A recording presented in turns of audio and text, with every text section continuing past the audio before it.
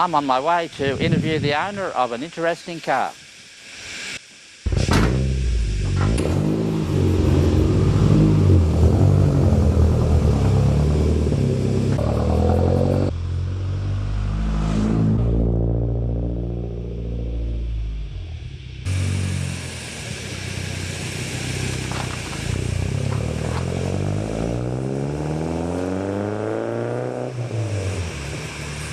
I'm on my way to have a bit of a talk with Bernard about his Subaru Liberty. Well, I'm here talking to Bernard about this wonderful Subaru Liberty. Now, is this the same model Subaru that Possum born and Yep, this is the Subaru which first won the Australian Rally Championship with Possum at the wheel. Obviously, this was a Group A version. And it was also the first four-wheel drive turbocharged Subaru that won a round of the World Rally Championship. But then, of course, that meant Subaru spent some money and put some money into the new model called the Impreza. But they had to win an event in this car, or a car like this one, before they'd commit to a full rallying program with the new model. All right, I love the colour scheme of that Possum-born car. Yeah, the blue and yellow is fantastic. I thought it was beautiful. I remember some vision of that with one wheel gone, and he's driving it on three wheels. They must be tough bloody things. Yeah, well, they are. I can attribute that from my own personal experience. So how long have you had this one? So I bought this car absolutely brand spanking new off the showroom floor in February 1992. It was built in November 1991. My goodness. That's a long time ago. You don't want to think about that, do you? Yeah, well, the car could write its own book. Its history is it's now just had its 550,000 kilometre service. My goodness. Do they have a service to go that far? Well, apparently. Apparently they do, yeah. So it's just had that. So over its period, it's been my daily driver basically for all of those 20 years. I still drive it to work when I can. Yep. It's got a tow bar on the back, so it goes plenty of places with push bikes on the back as well and things like that. It's been stolen and recovered 4 times. 4 times? 4 times, 3 times out of Sydney and once locally. Right. And I was lucky to get it back each time. Not too much damage to it during those misadventures for it. Right. But yeah, so quite a history. When they're stolen, they just disappear, and then suddenly you get a message saying they found it, or? Well, luckily enough, each time it was found. The one time it was stolen in Sydney, the police suspected it was going to be used in a robbery of some sort, but they found it before it was used. Right. They found it in a guy's car park in Balmain. Oh, okay, yeah. Actually, it was funny. My wife had the car in Sydney, and I got a call. I was in Lismore working, and I got a call from a constable in Balmain, and her opening line was, "Do you own a Subaru Liberty RS Turbo?" And I finished yeah. BC 3866. And she said, "Well, it's found in a car park in Balmain." And I said, "Well, either my wife's having an affair or somebody's put it there." And she said, "We suspect somebody's put it there." So yeah, that was one of the times we got it returned. Yeah, the first thought might have been that she's had an accident or something, and you'd be all...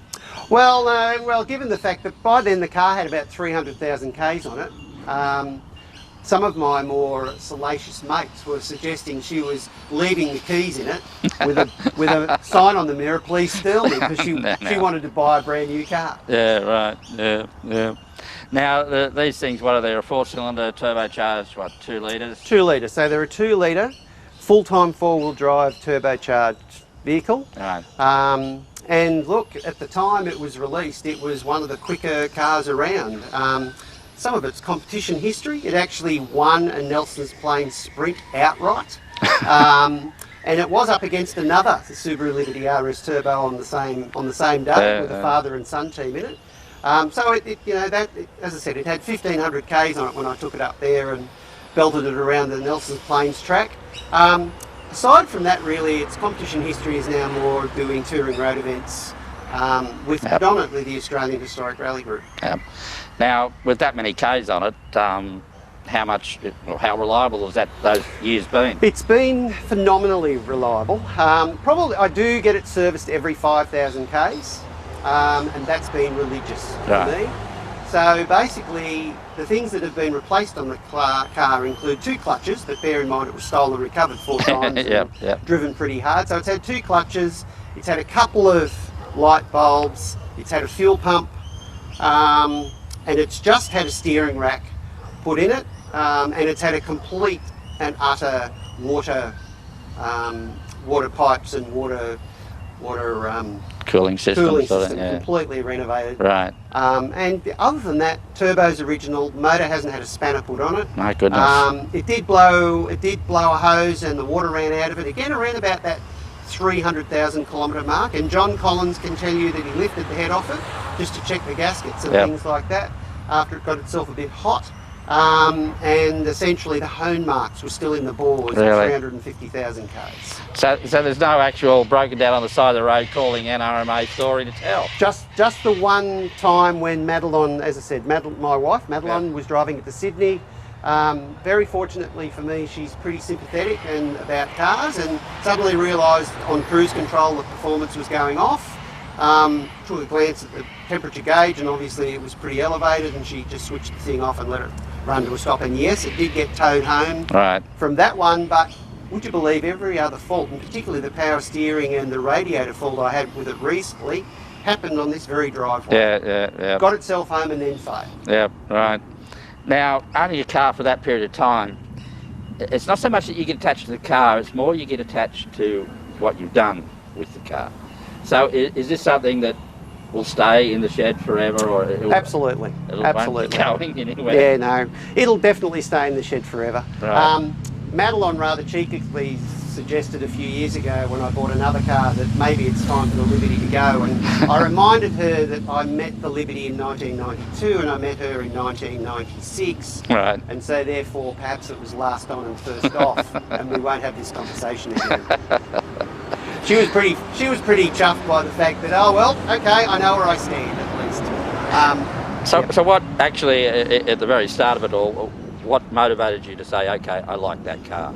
I needed something, or I wanted something that, I'd had a Toyota MR2, the very first one. Oh really? The little chunky MR2. I owned that for about 3.5 years, but it really limited what I could do with it. You couldn't buy the groceries in that car. Well, you could do some reasonable shopping, but you couldn't really go very far for very long. And you couldn't drive it down a gravel road, or you wouldn't. You could, but you wouldn't drive it down a gravel road. And, you know, I was doing a bit of camping and doing a bit of touring, and this car just came up, and it was just like, wow. I did make the commitment that I was going to keep it for quite a while, and I honoured that commitment.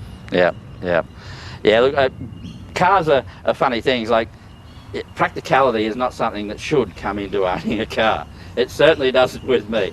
I don't care how long or bad the knees get, I'm not going to surrender to not being able to get in and out of a low car. Yep. You know, and so I can understand, you know, an MR2 though, Yeah, it was a special little car, there's no doubt about it. And in some ways I wish I still owned it, because geez, they're worth a fortune again now, those little chunky ones, are particularly in good nick. But I moved on, but as you'll see in the not too distant future, just about everything I've bought since I bought this one I've kept. Yeah.